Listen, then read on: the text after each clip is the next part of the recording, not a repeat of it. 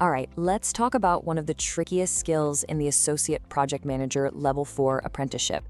Yep, I'm talking about S23. It sounds super formal and complicated, right? Well, today we're going to break it all down with a story. We're going to turn that confusion into some serious confidence, especially if you're a Kent Business College apprentice trying to get your evidence sorted for APT. So let me introduce you to Jody. She's an apprentice project manager at a company called Ibis Stores. She is absolutely brilliant, totally capable, but when she looks at her apprenticeship standards, Skill S23 just feels like this giant, confusing roadblock. She's completely stuck. And this is exactly what's bugging her. She's reading all this official jargon and just thinking, okay, but what does any of this have to do with the actual work I do every single day? It just feels so disconnected from reality. I bet that sounds pretty familiar to some of you. Okay, so here's our game plan. We are going to follow Jody's entire journey step by step. We'll see how she goes from being totally confused to absolutely acing her final assessment. Think of this as our roadmap from feeling stuck to feeling totally confident. Jody knows she can't just stare at this problem forever. So what does she do? She reaches out to her support network, and her very first stop is her apprenticeship coach, Olivia. She just needs someone to give her a simple, clear definition of what S23 is really asking for. So what is this skill actually all about? We're going to tackle this in two parts. First, the what, the official definition. And second, the so what, which is way more important, why it actually matters to you, your project, and your company. Jody's coach, Olivia, starts with the official textbook definition. And really, when you boil it down, S23 is all about making sure the work you do on a project follows the rules. And we're not just talking about company policies, but actual laws, industry codes, professional ethics, the whole shebang. It's all about making sure your project is done safely, legally, and professionally. And this is where Olivia works her magic. She just breaks it down for Jody into 4 simple things you have to do. 1, know the rules that apply to your project. 2, actually use those rules in your work. 3, keep your eyes peeled for times when a rule might be broken. And 4, know exactly what to do and who to tell when you spot a problem. See, not so scary when you put it like that. Okay, knowing the what is a huge step, but Jody's still wondering, yeah, but why is this such a big deal?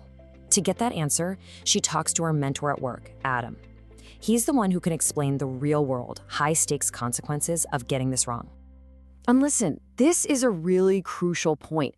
This isn't just about ticking a box for your apprenticeship. Adam explains that if you ignore these rules, it can cause massive, massive problems for Ibis Stores. We are talking about getting sued, facing huge fines, projects getting shut down, and maybe worst of all, customers completely losing trust in the company.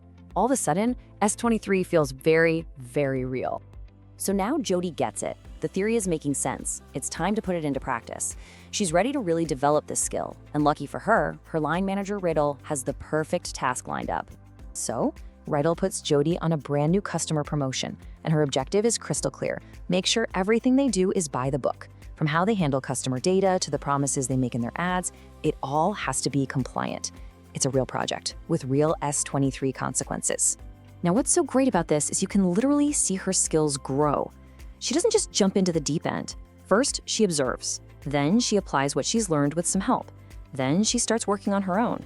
And it culminates in her being able to explain why her work is compliant and even thinking about how these rules would work on other projects. It's the perfect learning curve. So, of course, Jody totally nails the task. The promotion is a huge success and it's 100% compliant. But now comes the next big step. Proving it. It's time to document everything for her portfolio on Aptem, and her mentor, Adam, is there to help. And you guys, this part is so, so important. Adam shows her the massive difference between weak and strong evidence for Aptem. Just saying, I went to a training course is, well, it's not going to cut it. Assessors want to see that you applied that training. A reflective write-up backed up with actual proof, like the risk log she updated. Now that is winning evidence. Adam even gives her more examples of what that good evidence looks like. We're talking about the actual checklists she filled out, maybe some minutes from a meeting where they talked about advertising codes, and definitely her own reflective account explaining her thought process. It's all about leaving a paper trail that tells the story of how you became confident. Okay, the portfolio is rock solid. There's just one final boss to defeat. the endpoint assessment, or EPA. To get her ready, her coach, Olivia, runs a mock assessment with her. Basically, a dress rehearsal, asking the exact types of questions a real assessor would. Olivia kicks things off with a classic opening question.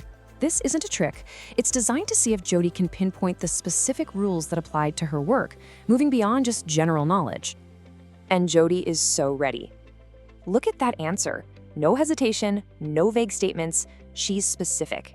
She names GDPR for the data part and the ASA codes for the ads. She sounds confident because she's not just repeating something she read.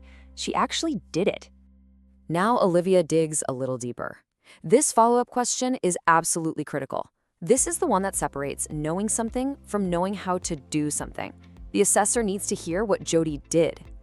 And there it is, a perfect answer. She links her actions directly to the regulations she just mentioned.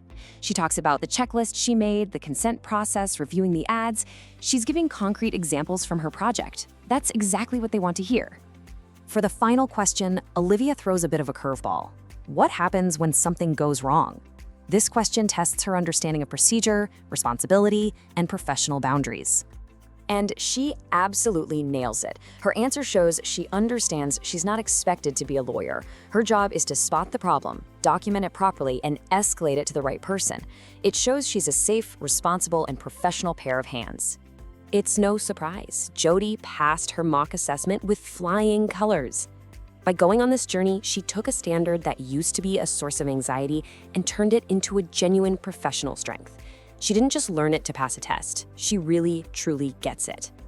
And that's what I want to leave you with. Is this S23 skill just another hoop you have to jump through for your apprenticeship?